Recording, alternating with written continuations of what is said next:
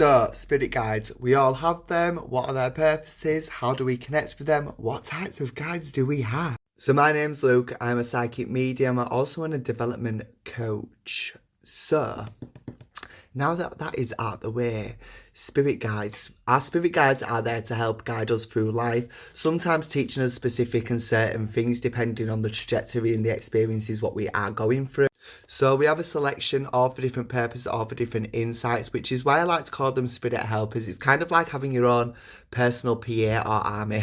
One thing to know though is that your guide is always working in the background, regardless of whether you are aware of them or you are not. They are still sending you signs, symbols, little messages and things to take note of, connecting in with your higher self. So it usually comes through your subconscious. You may find yourself attracted to numbers or a certain part of a song, or you just have like them little breakthroughs, but it comes from something random. So in your team of guides, you will have one of your main guides will be with you from the moment you are born to the moment you go back to spirit, and they help you with everyday situations in life and kind of just align to your life path. So for me, this is Rikushi. Rikushi is absolutely amazing. He's this tribal man.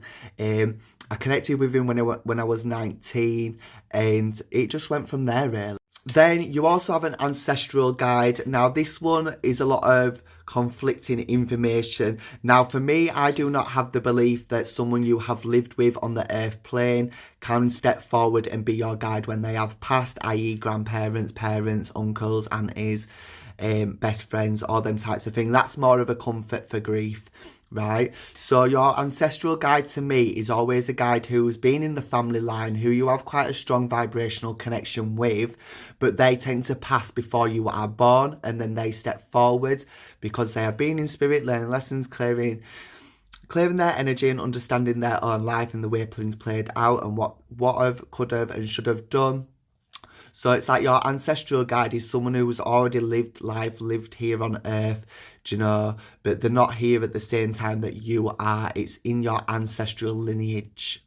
So for me, this would be my grandmother. She passed in the early 90s. I was born at the late 90s. When I was turning 19, I walked into my grandma and she's been with me ever since, helping me with family situations, because families are not always easy, they are difficult, and she takes me on little healing journeys, and that's kind of her purpose. One of your other main guides is going to be a guardian angel. Now they do not always step forward straight away, and they will not be around all the time showing themselves, but they will have specific and meaningful visitations. Mine's Gabriel, and I've met them twice.